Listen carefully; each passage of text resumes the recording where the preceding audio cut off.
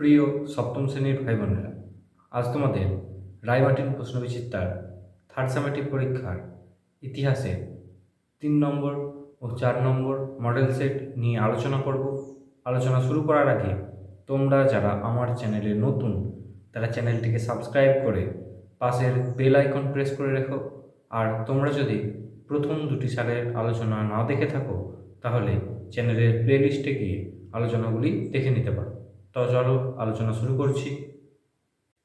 সঠিক উত্তরটি বেছে নিয়ে লেখো। বিক্রমশীল মহাবিহারের প্রতিষ্ঠাতা ছিলেন, উত্তরটি হবে ধর্মপাল। চিকিৎসা সংগ্রহ রচনা করেন চক্রপাণি দত্ত। পৃথিবীর সর্ববৃহৎ বৌদ্ধ কেন্দ্র ছিল ইন্দোনেশিয়ায়। দিল্লির সুলতানি শাসন প্রতিষ্ঠা করেছিলেন কুতুব উদ্দিন আইবক।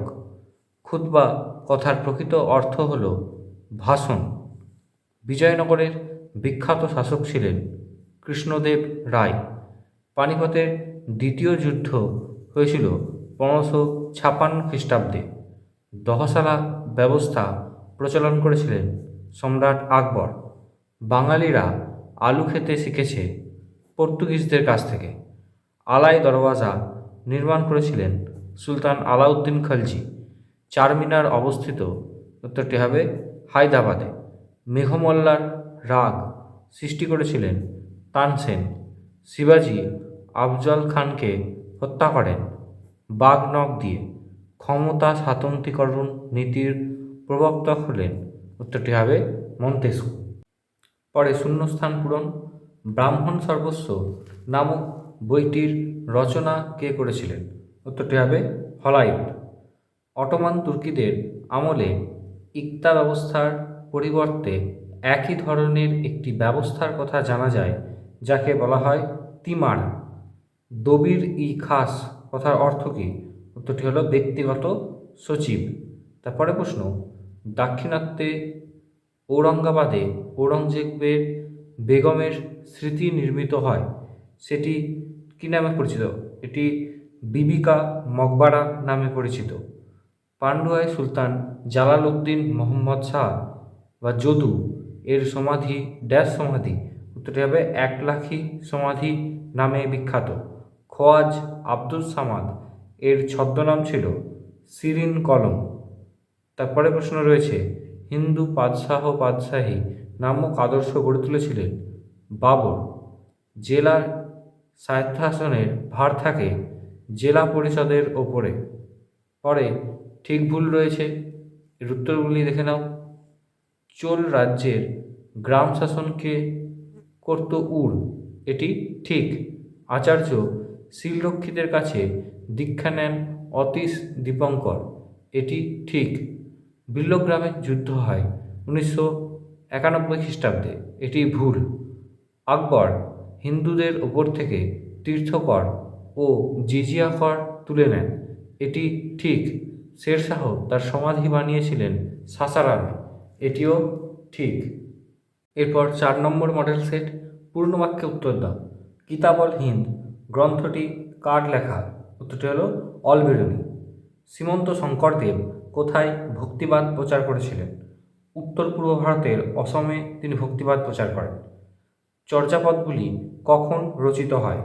উত্তরটি হবে খ্রিস্টীয় 8ম থেকে দ্বাদশ শতকে। পরের প্রশ্ন, মুঘল স্থাপত্যের শ্রেষ্ঠ নিদর্শন কি? উত্তরটি হলো তাজমহল। মোহাম্মদ ঘুরি কাকে পরাজিত করে দিল্লি দখল করেন? তৃতীয় পৃথ্বীরাজ চৌহানকে। ফতোয়া ই আলমগীরি কার রাজত্বকালে রচিত হয়? উত্তরটি হবে ঔরঙ্গজেবের। পরে শ্রীকৃষ্ণ কীর্তন বইটি কার রচনা? বড়ু চণ্ডীদাসের রচনা। পরে প্রশ্ন, শিখদের নবম গুরু কে ছিলেন? উত্তরটি হবে তেগ বাহাদুর। পরে প্রশ্ন, হুমায়ুননামা গ্রন্থটির রচয়িতাকে? হুমায়ুননামা গ্রন্থটির রচয়িতা গুলবদন বেগম। জাটরা কোন সম্রাটের আমলে বিদ্রোহ করে? উত্তরটি হবে ঔরঙ্গজেবের আমলে। হলদিঘাটের যুদ্ধে আকবরের প্রধান সেনাপতি কে ছিলেন? উত্তরটি হবে মান সিংহ। পরের প্রশ্ন, ইংরেজি গভর্নর শব্দের মানে কি? ইংরেজি গভর্ন শব্দের মানে হচ্ছে শাসন করা। পরের প্রশ্ন, জৈবুন্নিসা কে ছিলেন? ঔরঙ্গজেবের কন্যা ছিলেন জৈবুন্নিসা।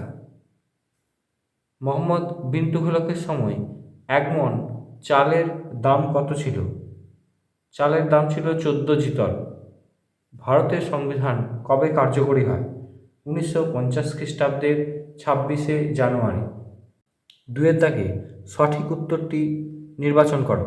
নেপাল থেকে চর্যাপদের পুঁথি উদ্ধার করেন। উত্তরটি হবে হরপ্রসাদ শাস্ত্রী।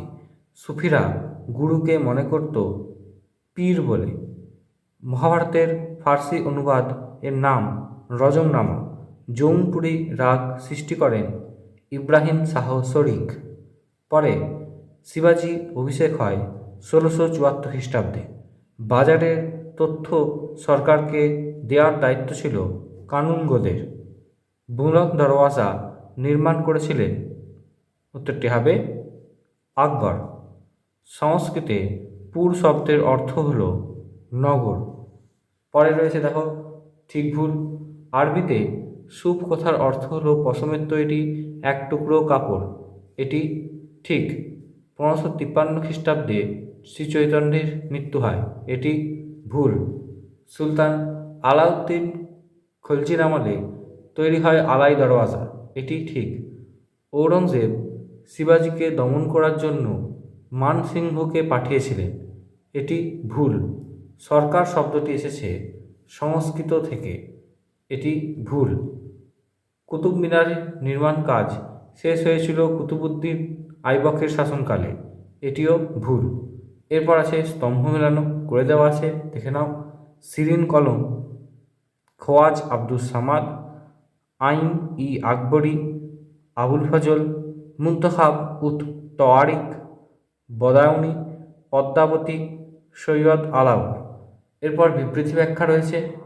প্রথম বিবৃতি রয়েছে, ভারতের শাসন ব্যবস্থা বংশানুক্রমিক, রাজা বা রানী কোনো স্থান নেই, কারণ ভারত গণতান্ত্রিক রাষ্ট্র। পরে মুঘল প্রশাসনের বিরুদ্ধে সতনামীরা বিদ্রোহ করেছিল, কারণ সতনামীরা মুঘল স্বৈরাচারের বিরোধিতা করতে চেয়েছিল। শেষ প্রশ্ন আছে, মধ্যযুগে মণিপুরী নৃত্যে রাধাকৃষ্ণ ছিল প্রধান চরিত্র, কারণ ভারতের নৃত্যের দেবী হলেন কৃষ্ণ ও রাধিকা। আজকের আলোচনা এই পর্যন্তই। দেখা হবে পরবর্তী ভিডিওতে।